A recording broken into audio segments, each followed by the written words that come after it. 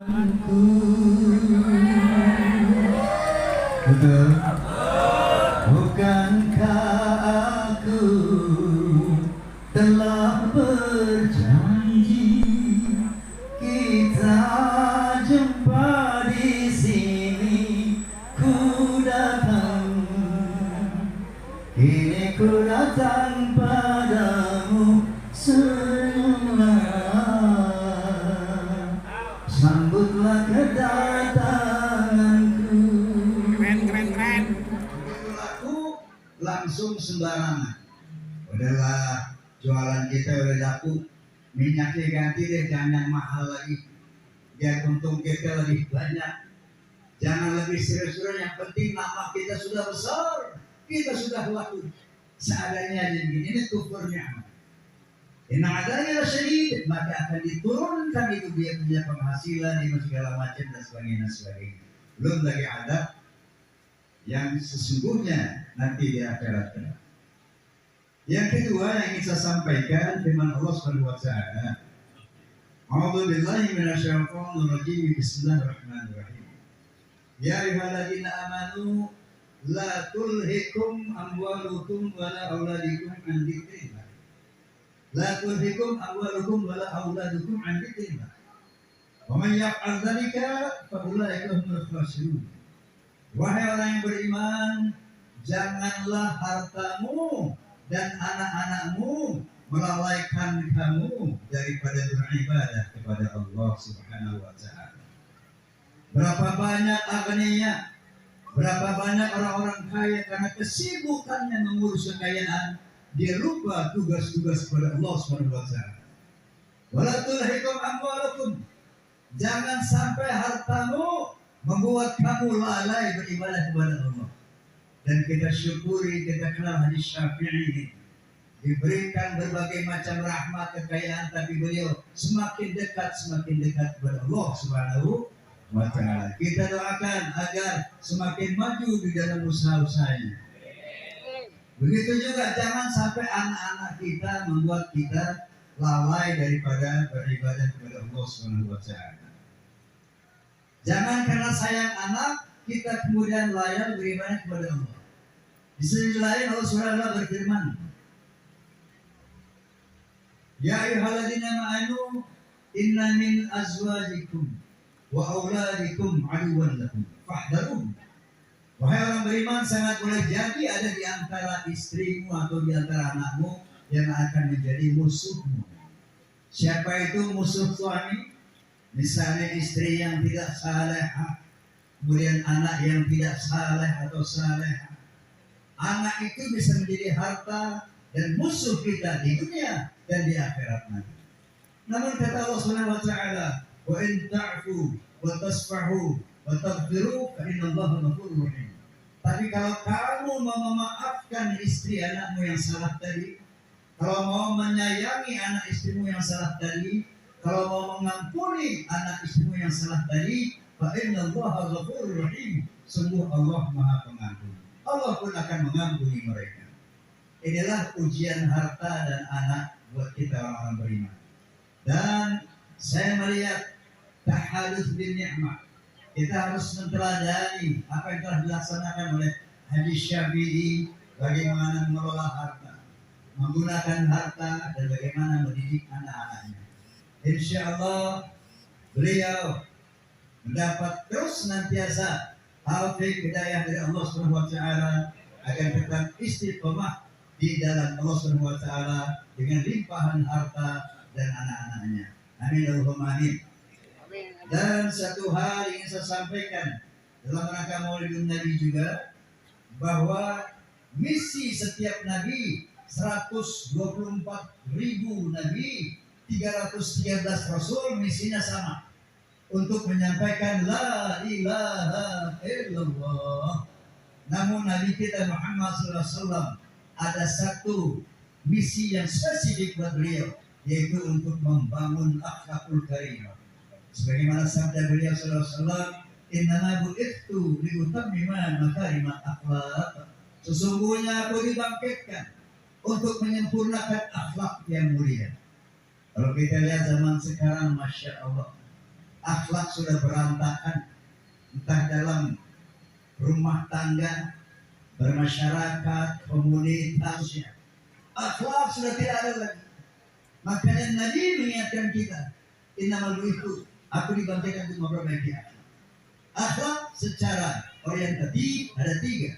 Akhlak kepada Allah Subhanahu wa taala, akhlak kepada sesama manusia, akhlak kepada alam yaitu tanaman dan hewan.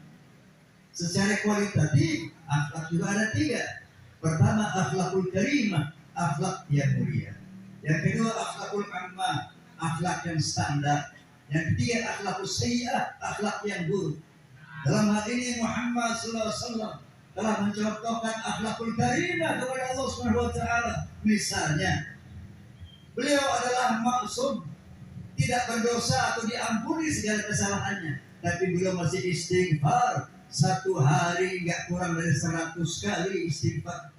Yang beliau baca sayyidul istighfar, Allahumma anta rabbi la ilaha illa anta khalaqtani wa ana 'abduka wa ana 'ala ahdika wa wa'dika mastata'tu a'udzu bika min syarri ma sana'tu abu laka bi ni'matika 'alayya wa abu bi dhanbi faghfir li fa innahu la yaghfiru dhunuba illa anta. Masya Allah. Ini akhlakul karimah seorang Nabi Muhammad SAW kepada Allah Rabbnya. Dia sudah dijamin surga, nggak ada kesalahan yang maksud, tapi masih beristighfar 100 kali satu malam. Kita berapa kali Pak istighfar? 3 kali. Masya Allah.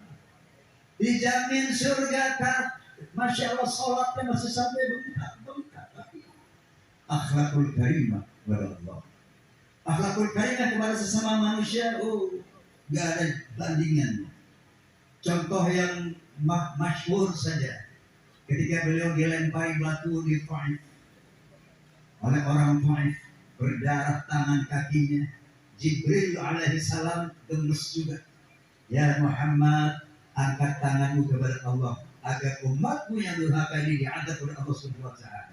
Dia aku yang menghimpit mereka yang dengan Allah begini. Apa kata Nabi? Jangan Jibril, aku masih berharap anak cucu mereka akan beriman kepada Allah. Lalu Nabi angkat tangan, Allahumma hdi qaumi fa innahum la ya'lamun. Ya Allah, ampunilah, berikanlah hidayah kepada kaumku. Mereka melempari aku dengan batu karena mereka tidak mengerti. Ini akhlak Rasulullah kepada sesama manusia. Akhlak Nabi kepada hewan tanaman, Masya Allah. Pernah satu saat Nabi mau pergi sholat, sorbannya ditidurin kucing. Untuk tidak mengganggu nyenyapnya tidur kucing, digunting di sorban Pak. Kalau kita sekarang kan jangan di sorban, di kesetan kucing tidur, kita mau lewat, diapain? Iya, betul. Akhlak Rasulullah kepada hewan, kepada tanaman. Ini makhluk Allah. Walahu yusabbihu lahu ma fis samawati wal ardh. Ta'at wa karha wa ilaihi yurja'un. Apapun siapapun di langit dan di bumi bertasbih kepada Allah dengan caranya, termasuk pohon. Pohon ini hidup, bernyawa, beruh, dan dia bertasbih kepada Allah dengan caranya. Nabi kalau ketemu pohon, Assalamualaikum, Assalamualaikum. Disiram pohon, barang yang punya pohon, ini ibu-ibu, bapak-bapak ya. Coba hati-hati, jangan main kotak-kotak pohon sembarangan. Karena dia merasa nyaman dan merasa sakit. Akhlak kepada hewan, akhlak kepada tanaman, ini akhlak kepada Allah. Karena itu, mari kita teladani akhlak Rasulullah. Berakhlaklah di dalam berbagai aspek kehidupan. Entah dalam berbusana, entah dalam berbicara, entah dalam bermasyarakat, rumah tangga dan sebagainya, bernegara. Mari kita wujudkan akhlakul karimah. Setuju? Setuju? Hayya hayya hayya hayya. Setuju. Hayya hayya hayya hayya. Hayya hayya hayya hayya. Dalam berbicara harus memakai akhlaknya negara ini. Dalam berbicara harus memakai akhlak. Di dalam berbusana harus memakai akhlak. Dalam rumah tangga harus memakai akhlak. Di dalam bernegara harus memakai akhlak. Manusia mulia hanyalah dengan akhlak. Manusia akan hina kalau tidak berakhlak. Harta dan jabatan tak menjadi ukuran. Betul?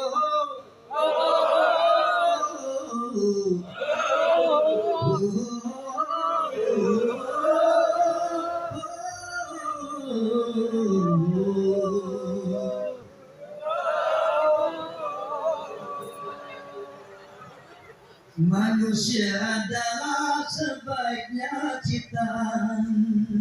Akhlak membedakan manusia dan hewan. Karena hewan tidak punya keimanan dan tak punya pemikiran. Hidup bebas tidak terikat oleh hukum dan juga peraturan. Betul?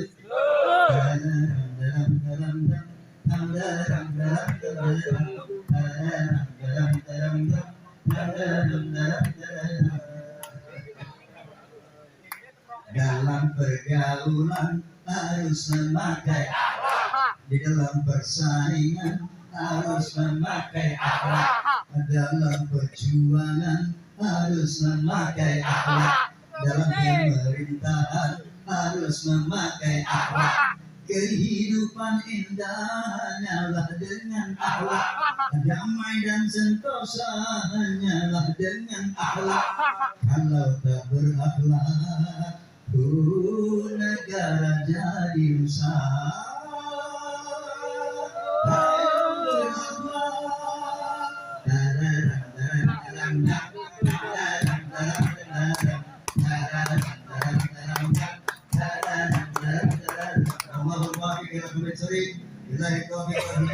Assalamualaikum warahmatullahi wabarakatuh.